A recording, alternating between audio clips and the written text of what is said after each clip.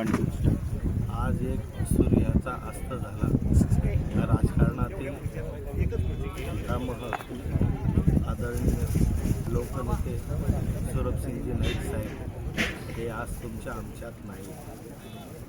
फार दुःख आहे, फार वेदना होता की या नंदुरबार जिल्हा धुळे जिल्हा एकत्र असताना या नेत्याने सगळ्यांना घडवलं.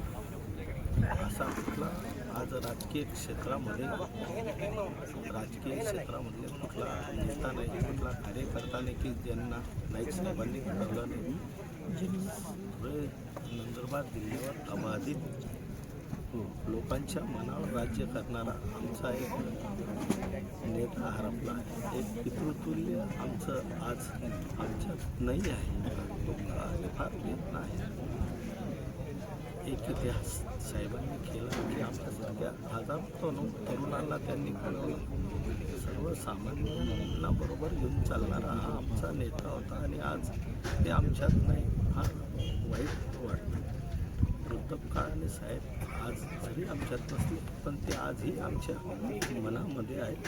साहेबांना आम्ही कधी विसरू शकत नाही. कारण माझ्या राजकीय जीवनामध्ये 1998ला जेव्हा मी राजकारणात आलो, जिल्हा परिषद सदस्य झालो, तेव्हापासून आजपर्यंत साहेबांचा आशीर्वाद हा सदैव आमच्याबरोबर राहिला. गावी परिवारावर ह्या आमच्यावर राहिला आणि ते पितृतुल्य हरवून दुःख आहे.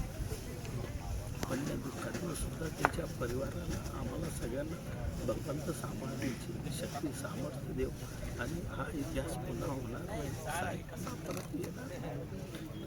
साहेबांनी जे केलं ते शब्दात मांडणे इतकं नाही हो. साहेब फार मोठं, फार म्हणजे फार मोठे. ज्यांना समजलं तो साहेब होता, ज्यांना नाही समजला तो फक्त सौरभसिंग नाईक होते, ज्यांना समजलं ते पितृतुल्य होते.